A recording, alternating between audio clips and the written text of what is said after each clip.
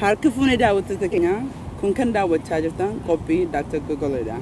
Ani keessummeessituun teessanii seenaa Jinjimoon jedha. Har'a keessummaa guddaa qabadhee isin dhiyaadhee jira. Ana hojis kana jiru artistii beekamaa kan yeroo xiqqeenirraa dhageeffachaa guddannee hawwiidhaan laaluuf kan turre karaa fagoorraa dhufeen wajji argame obbo Kadir Said jedhama. Baga dhuftee sin jedha. Magana ides jedhaleen. Yaa karaa fagoo ammas waaqni ta'eetiin misoota irraa si dhufteettee karaa fagoon dhufteettee biyya kana akkam jaallattee duramee sanis gaafadhee jira. Chicago kana bareedaadha. Lafa dheertuu taa'eeti muuviitti daawwachaan ture dur naannoo Afrikaa yeroon ture jechaadha. Chicagoon bareedaadha lakki Chicagoon namatti tola. Garba galaanaatti wajjii walitti hidhaadha walitti dhiyaataadha. Lagarra jirti magaalaan sidha magaalaa bareedduudha nama gammachiifti jechuun danda'a. Kanammaa jannata addunyaa jenna. Mee obbo Kadir otoo baay'ee si naasofsiisine anis hin beeka seenaa hangis xiqqoo dubbisee jira. Mee daawwattoota keenyaaf maafi xiqqoo nuun ibsine mee nutti himi. Ati eenyu Kadir Said? Dhugaadha ati na beekta ta'a gaan immoo wallisaan akka harree adiiti halaalaa mul'ata. Namni hedduun na beeka ani immoo nama hin beeku ta'a. Sagaleedhaan na beeku. Kadir Said wallisaa Oromooti. Wallisaa Oromooti xiqqeenya kootirraa kaasee nama walleedhaati wallemaan as ga'e jechaadha ani wallisaatuma nama as ga'e. Maaltu jalqaba maaltu walaloo sirbatti si oofee jedhe akkamitti jalqabde wallisu maaltu si kakaasee jedhe. Sirba kanatti kan na kakaase ani sirba aadaatiin sirbaa ture beektaa? Sirba aadaatiin sirbaa ture baadiyyaa keessa yeroo jiru jechaadha. Sirba aadaa kana otumaan sirbuutiin magaalaa seene.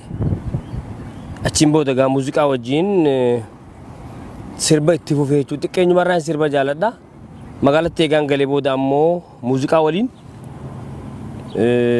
sirboota kaaseetaa hamma 11 moo akkana sirbeera. Kana eegaan magaalatti seenee jechuudha. San dura ammoo baadiyyaa keessatti sirboota aadaa looniin tiisaa ture, ooyiruun qotaa ture, dubaraaf dardara gandaa wajjin sirbaan ture. Yeroo lafa qonnu, yeroo bishingaa tumnu kana irratti bobbahee ture baadiyyaa gaafaan jiru. Achiin booda ammoo eegaan magaalaa galee booda sirbumarraan jira jechaadha. Dalagaan koo sirbuma.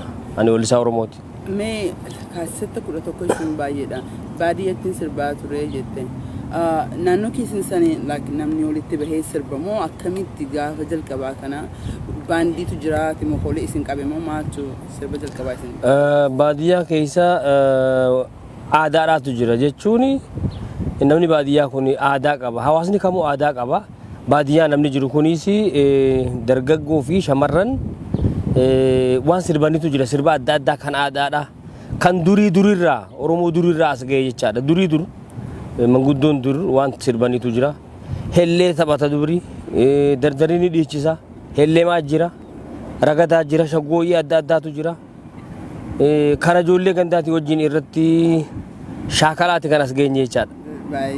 Akkamitti mana muuziqaa ni dhaqxe moo akka isi yaamani moo akkamitti mana muuziqaa kaasetta jalqabaa kan akkamitti baaste?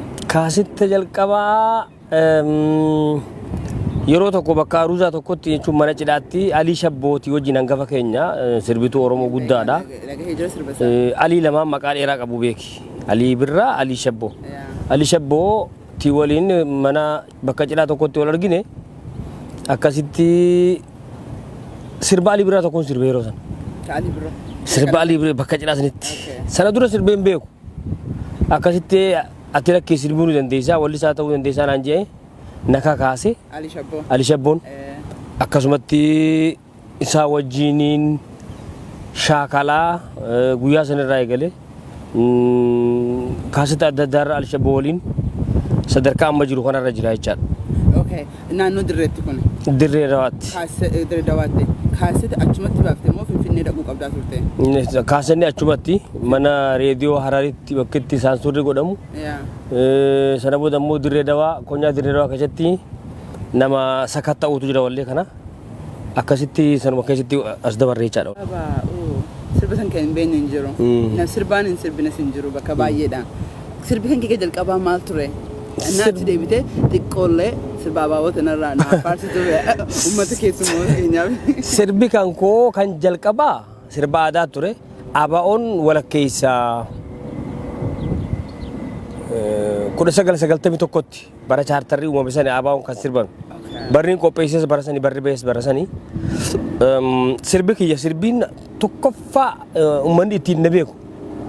Gararaasiyaa magaalee lookoo naannoo maamaari kootuu gaama koo jaalaltii tunfaala ajaa'iba qabdi sumaanaa fakkaatti taniin harkee hundi waa wal garraan jenne daangaash walaa gaarree hamdii leeymaan walaa gaarree hamdii.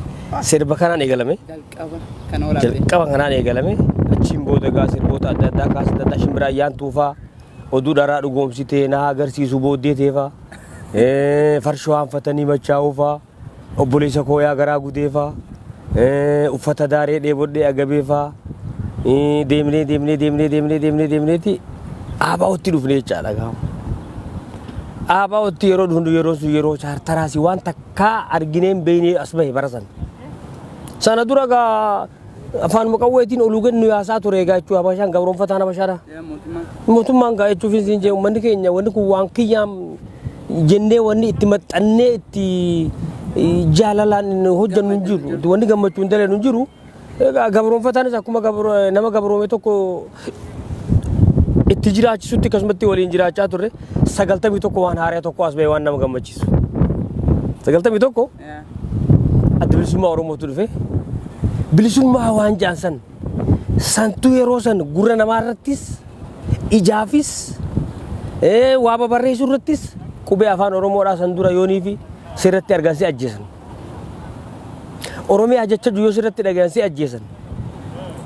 Sigalee kanaaf barasa waan haaraa tokko taas dhufe achirratti gaa abaa'oon eega dhufe abaa'oon qabsaa'onni bosona turan dhaabni kun eega uummata Oromootti ol bahee booda abaa'oo sirbuun barasan dhufte.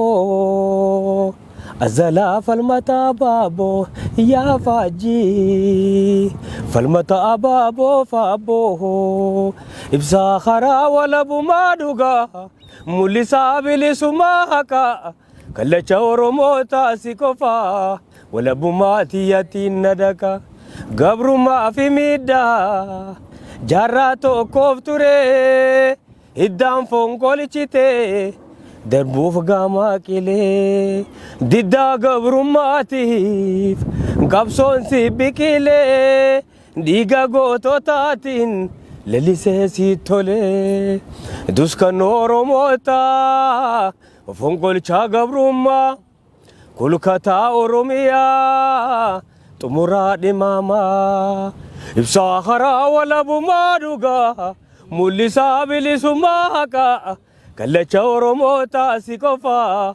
walabummaa tiyyattiin nadaqaa. Yeroo san jechaadha yeroo san sirbi kun sirbame hamma ammaatti gammachuun sirbaa jira. Inni beeka ani xiqqoodha yeroo sirbi sun dhagahu hin beeka. Sirbi suni qaama keenyaan tokko ta'ee yeroo san akkuma ta'etti nu xiqqoodha abaa'oon nuti abaa'oo turre. No abaa'oo jechuun dhaabaa osoo hin ta'in nuu fi waraana nuti waraana abaa'oo turre abaa'oo jaalanna. Adda bilisummaa hawwii keenya ture xiqqoo taane jechuudha. So isin immoo ija banaatiin yeroo san magaalaa keessa karaa naannoo dirree jirtu yeroo san illee moo Finfinnee ol dhufte yeroo kana. Hin dhufne ani daddariin ture ani.